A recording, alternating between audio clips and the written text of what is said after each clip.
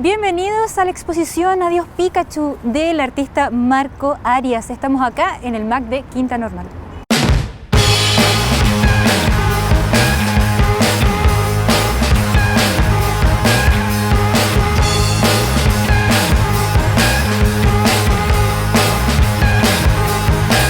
Marco, ¿cómo estás? Bien, Monse, muchas gracias. Quiero detalles de esta intervención. O sea, de verdad, estoy en shock. Esta es la sala 7 y este es un Pikachu inflable de 6 metros de alto y la sala tiene 4 metros y medio de alto. Entonces la idea era que el personaje quedara constreñido, atrapado dentro del espacio. No sé si tengo permiso para hacerte esta pregunta porque hablamos un poquito antes de lo que era la exposición, pero tú tienes como alguna descripción de qué significa para ti esta parte de la exposición. Sí y no al mismo tiempo. Ya. Es muy difícil generar una respuesta para esa pregunta porque cuando uno explica una obra de arte es como explicar una poesía, es como agarrar un pajarito, que es algo muy delicado y muy sencillo, y aplastarlo con la mano. Es un poco dramático igual. Es dramático, pero entiendo, no sé, entiendo. Pero la idea principal es lo que se ve, que en el fondo Pikachu no cabe dentro del museo. Y cuando tú extrapolas esa idea a un plano más simbólico, es que en el fondo Pikachu es mucho más grande que cualquier institución artística. ¿Sí? En el fondo no importa qué tanto artista trate de trabajar con él o qué tanta pintura o escultura trate de representarlo, Pikachu siempre va a ser más importante que el mismo arte. Qué fuerte. Es cierto igual, ¿no? Marco, sabemos que en los últimos 2 años ha sido caótico y apocalíptico como algunos describen para Chile. Entre todas esas piezas que se movieron en este país, una fue Pikachu. Sí. Cuéntame cómo vinculas eso también a tu exposición. A mí me tomó por sorpresa, porque yo el proyecto lo presenté al museo a principios del 2019 y se aceptó en junio del 2019 y de pronto estaba todo bien, Pikachu, yo elegí a Pikachu por lo que conversamos recién, me parecía un ejemplo icónico para resaltar la condición emocional de muchas generaciones de Chile, en específico la nuestra, con el anime y la cultura de masa. Aparece el estallido social, aparece el viral Baila Pikachu, aparece la tía Pikachu, Giovanna Grandón. Irónicamente, Pikachu pasa de ser un personaje representativo de una infancia sumida en un capitalismo compulsivo, donde todos nosotros cuando niños queríamos ver la serie, queríamos de alguna manera tener los productos que se vinculaban a Pokémon, en algunos casos específicos jugar los videojuegos si te tenía la posibilidad de tenerlos, ¿cierto? O sea, un capitalismo exacerbado, ¿ya? Que marcó nuestra generación. Sí. Y es la misma generación que en la protesta transforma a Pikachu en un ícono anticapitalista. Pikachu hoy en día yo creo que para los y las chilenas es eso, es un símbolo de emancipación, de separarse irónicamente de los influjos exógenos, del capitalismo, de la influencia de atrás, apropiándose de ello. Yo creo que la gran gracia de las y los chilenos y les chilenas y de nuestra generación en particular es que hemos sabido crear nuestra propia identidad apropiándonos de elementos que son representativos y importantes para nosotros, pero que vienen desde afuera. Nosotros tomamos a Pikachu, lo apropiamos y lo hacemos nuestro.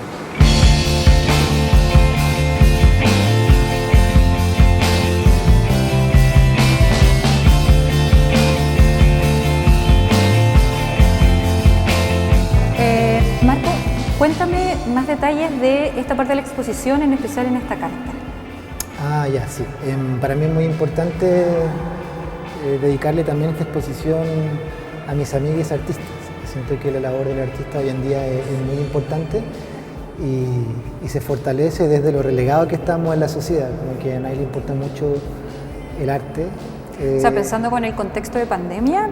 En general, yo creo que lamentablemente Chile está sumido en una educación que pone el centro en los afanes productivos específicos materiales, o sea, el generar lucas, el generar productos, y bueno, por eso estamos luchando todos ahora, como por derrocar la constitución de Pinochet que le da esta base neoliberal al país y que lamentablemente la ramificación de ese tumor infecta la percepción de la real importancia cultural y la real importancia de los artistas. Entonces, en ese sentido, quise dedicarle unas palabras a todos los que dentro de este contexto en general estamos haciendo arte y sobre todo a los que estamos haciendo arte dedicado al imaginario que viene de las pantallas. O sea, hoy en día hay muchas personas que están trabajando el mismo imaginario Pokémon, imaginario del anime, imaginario de lo que se consumieron en sus propias infancias, porque ahora hay artistas que son más jóvenes que sus infancias fueron en el 2005, el 2006, no en 99, 98 como la nuestra. Entonces son 10 años de diferencia, pero que... Son 10 años de historia, Felipe. Y son 10 años de historia, pero que a la vez lo lindo es que los une ese sentimiento de nostalgia y de recuperar signos anclados a su propia infancia. Cuéntame por qué vas por este como camino de desarrollo de artista vinculado con el anime. Al principio era un gesto de rebeldía. Yo sentía que era muy estimulante infiltrar a estos personajes desde lenguajes tradicionales del arte en lugares más institucionales. Por ejemplo, recuerdo con mucho placer el haber instalado un Goku de 2 metros por 3 de óleo sobre lino en el Centro Cultural España, que tiene una historia dentro del arte desarrollado en Santiago, de grandes artistas que han expuesto. Recuerdo a Marcela Serrano, por ejemplo. Y llegar a ese lugar, por ejemplo, también a la Posada del Corregidor, que es una galería que está en Santiago Centro, que también fue muy importante en la escena de los 80. Infiltrar a, no sé, a Mikami, por ejemplo, a Misty, a Serena, a Bulma en esa exposición. Con la carga histórica que tiene ese espacio, me parece muy entretenido. Al principio era un gesto rebelde, como ir un poco contra la manera de operar del arte, que es súper seria, que es súper aislada, que tiende a cerrarse en sí misma. Y las personas, en general, nos cuesta de pronto entrar y empatizar con las formas de arte. Claro, tal vez como de alguna manera jugar con este tipo de recuerdo es vincularte con cualquiera. Exacto. La idea es que en el fondo todos puedan sentirse parte de lo que se llama arte, porque en el fondo yo siento que la verdadera experiencia estética está en la televisión, no en el arte. Entonces, al traer esto, fusionar ambos lugares, es una fiesta que podemos disfrutar todos. O sea, yo creo que el arte hay que celebrarlo.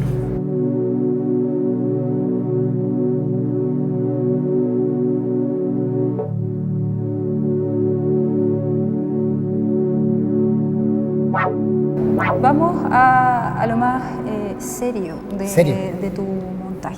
Cuéntame primero los materiales. Ya, esto es pintura acrílica, pero hecha para pintar muros. Ya, y esta pintura fue hecha con rodillos. De hecho, todos los materiales los compré en una ferretería.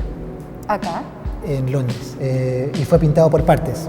¿Por qué? Porque no tenía un espacio tan grande donde pintar directamente un lienzo de 12 metros, porque mide 12 metros. Entonces fueron 6 fragmentos de 2 por 2 metros. Y después cuando viajamos a Chile, viajé con un tubo muy grande de 2.5 metros, un poquito menos, claro, todo enrollado y lo trajimos para acá y acá le pusieron bastidores y después le llegó al museo. Otro detalle, ¿cuánto tiempo te demoraste? No es la idea porque sabemos que pasó entre medio muchas cosas, sino como en todo el montaje. Ah, en el montaje, sí, fue agotador, fue terrible. Pero ahí debo agradecer al equipo de MAC, del museo, que se portó un 7 conmigo, me ayudaron en todo y me involucraron como si fuera uno más de la familia de ellos. Celebramos hasta un cumpleaños entre medio, fue muy lindo, sí. Fueron 15 días intensos, o sea, apenas me dijeron, Marco, ¿podéis venir? Yo al día siguiente estaba con todas mis cosas acá trabajando. Con Fiorella avanzamos harto, me ayudó a pintar estos murales grandes que están atrás. Es de ambos, ustedes también lo hicieron. Claro, sí. Y súper bien. Y el resto, y en cuanto a las piezas en sí, ¿cuánto te demoraste? Sabéis que no me acuerdo, pero yo creo que este Pikachu grande lo debo haber hecho en 1 mes y medio, 2 meses, trabajando tranquilo y de poco. Lo que pasa es que son pinturas rápidas de hacer igual. Se sigue el plan y se cierra. Yo entiendo que es por un tema de que cualquier parte de Pikachu es reconocible en el mundo, pero ¿por qué tú elegiste esta parte? Pudiendo haber sido tal vez su cara frontal mucho más rápido de llegar como de idea. Es porque en otras exposiciones he trabajado mucho con las expresiones. Por ejemplo, Genkidama era un primer plano a la expresión de Goku y de Majin Buu, que se estaban confrontando. O el prisma lunar eran puros planos retratos. El problema que creo que tiene Pikachu es que es demasiado tierno. Entonces, toda expresión, incluso enojada o furiosa, dan ganas de abrazarlo. Sí. Para no guiar la emoción de la audiencia de manera tan directa, le escondí la carita. Y esto lo saqué de un fondo de pantalla. O sea, empecé a jugar con un fondo de pantalla que ya existía, que estaba disponible en internet. Entonces básicamente es una pintura inspirada en un wallpaper. Un wallpaper. Sí. Qué digital, amigo. Muy digital.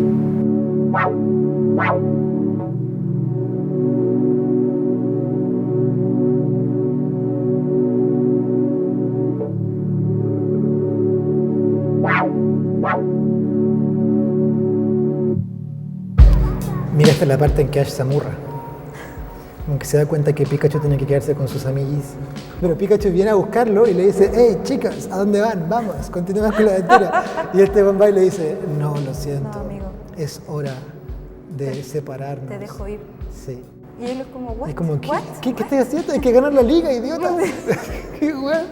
¿Qué le recomiendas a la gente que te venga a ver? Que exacerben la intención personal de lo que van a encontrar en la exposición, porque la exposición se trata no de Pikachu, sino de lo que provoca Pikachu en ti, o lo que te pasa a ti cuando te enfrentas a un Pikachu inflable de 6 metros. O sea, para mí lo fundamental, el trabajo está listo cuando algo sucede en el espectador. O sea, en ese sentido, yo le pediría a las personas que vengan que absorban la exposición de manera más personal posible. Escarbar un poquito tal vez en esas emociones que, no sé, algunos que olvidan con más facilidad, aquí se estimulan finalmente. Por ejemplo, a mí que me encanta la tecnología, ver este tipo de dispositivos, ya seamos tal vez un poquito más formales en el lenguaje periodista, pero lo primero que hice fue observar el aparato. Fue como, wow, hace tiempo que no veía este televisor y si lo había visto no lo había visto encendido, ¿cachai? Entonces es otro estímulo el que está llamando tu exposición, ¿cachai? Claro, y está sobre un plinto blanco, que claro, es un objeto muy de museo, muy museal, y está instalado de una manera en que nos permite rodearlo, claro, y darte cuenta de sus detalles, de cómo se enchufan los cables, de este como jorobita o potito alargado que tiene hacia atrás. Y bueno, en este sector de la sala todo remite a él. Está en el centro, él es el protagonista, es una escultura. Esta pieza a mí me entusiasma mucho porque a mí personalmente me dice que un capítulo de Pokémon puede ser una obra de arte en sí misma, que no es necesario que yo como artista lo haya intervenido, qué sé yo, de manera posmoderna, qué sé yo, glitcheándolo para hablar del capitalismo y cómo todo esto nos influencia.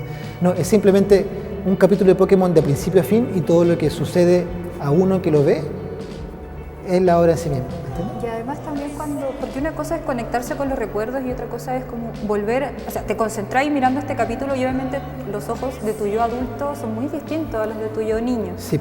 No sé si te has tenido como esa experiencia al revivir, al ver tantas imágenes de Pikachu, si tiene otro simbolismo para ti. Lo tiene, y la tanda comercial que armé es la que me hizo pensar en ello, como que nos pone un poco en jaque como generación fanática.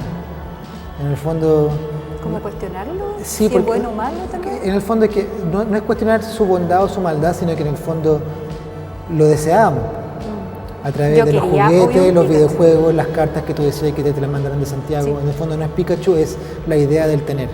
Entonces, al final, uno puede construir un sentido de amor por otra persona, o por una imagen, o por un objeto, o por un contexto. O sea, yo puedo hacer que alguien desee o me ame en el futuro si es que hoy día me desea. Si nosotros deseamos a Pikachu en los 90 y 2000 de manera transparente y ingenua, 20 años después lo queremos. O sea, todo lo que deseamos después va a ser querido. En el fondo, todos los fanatismos que hay por Goku, por el anime, por los videojuegos, nacen de una pulsión igual un poquito extraña.